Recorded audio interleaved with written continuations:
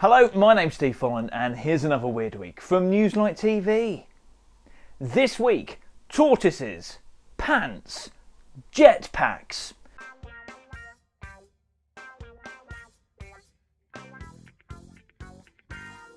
But let's start with the future of personal mobility.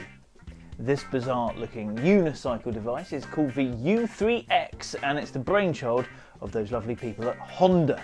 You simply sit on it and then, you sit on it and you look mildly terrified, and then you lean in the direction that you want to go. It moves at speeds of up to 3.7 miles per hour. Here they go. The main wheel is actually made up from lots of smaller wheels, which means it can go forward, backwards, side to side, even diagonally. When not in use, the foot rests and seat fold away, and then you can carry it, which means, of course, with your pop-up handle in hand, you can go a lot faster than 3.7 miles an hour, possibly as you run, away from all of those people pointing and calling you names and going, "What on earth is that? Just walk, you lazy so-and-so." An underwear firm is launching pants for left-handers. I'm right-handed, but apparently traditional Y-fronts have left lefties fumbling at urinals for far too long. These pants will set you back £22 and they feature a flap which opens to the left, to the left, to the left. That's what she was singing about, was it? Making it much easier for left-handed men to go to the loo. They claim that this is the first major underwear development since the introduction of the Y-front itself 75 years ago. The HOM H1 Maxi, I know, such a manly name, could save up to 3 seconds per loo visit. Wow. Viva the revolution. Works better if you see that written down, actually. When I see loo, revolute. Actually, it should be this hand, actually, because it's left hand, isn't it? Viva. Doesn't matter, move on. A US tourism group has been forced to change its logo and name after becoming the butt of internet jokes. The Wisconsin Tourism Federation will now be known as the Tourism Federation of Wisconsin in a bid to stop people making WTF jokes about it, if you see what I mean. The organisation has loved its name for 30 years, but last year several blogs picked up on it and the logo and, well, jokes abounded. In fact, some people even said WTF was probably the first thing uttered by tourists who had arrived in the Midwestern state. Other organisations with a WTF acronym include the World Taekwondo Federation. But I'm not going to make a joke about them. You can if you want, but I'm...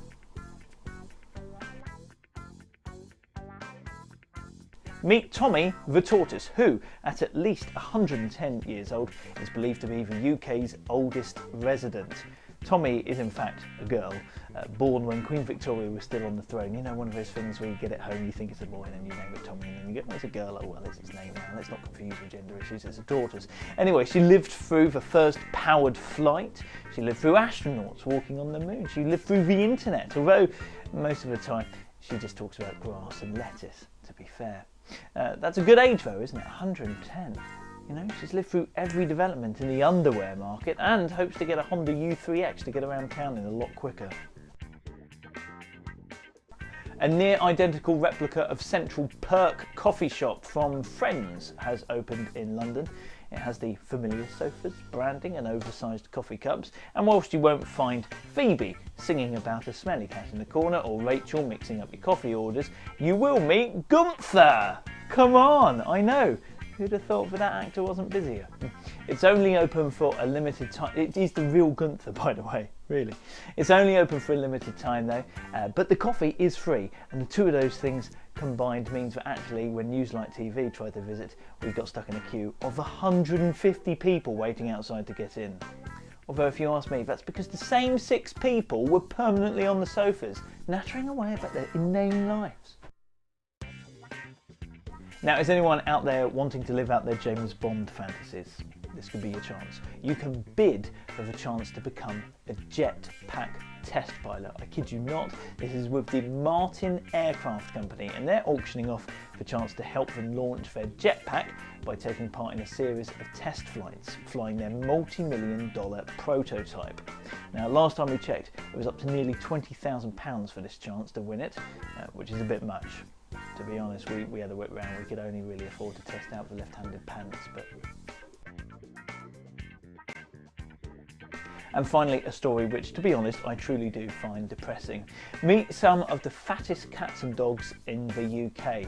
Each has been selected by animal charity PDSA to take part in their animal fat-fighting slimming competition called Pet Fit Club. You know the first rule of Pet Fit Club, don't you? Feed it cat food, feed it dog food, it's a pet. It's a pet, don't give it chips, don't give it chocolate. Second rule of Pet Fit Club, take it for a walk. Anyway, they're all going to be put on custom diets and exercise regimes. Honestly, it's just so wrong, isn't it? My favourite though, if it is a favourite, is Socrates. Here's Socrates, who's been with his owner Bill in Newcastle since he was a little kitten. He's now 5 years old, but he weighs 10.1 kilograms. That is a massive 124% overweight. Bill says, and I quote, "Socrates will do anything for his favourite cheese and onion crisps." Really? Well, in that case, make him run round the block a couple of times. Make him hunt some stuff. Put the cheese and onion crisps on a bit of string. Feed it cat food. That's your lot.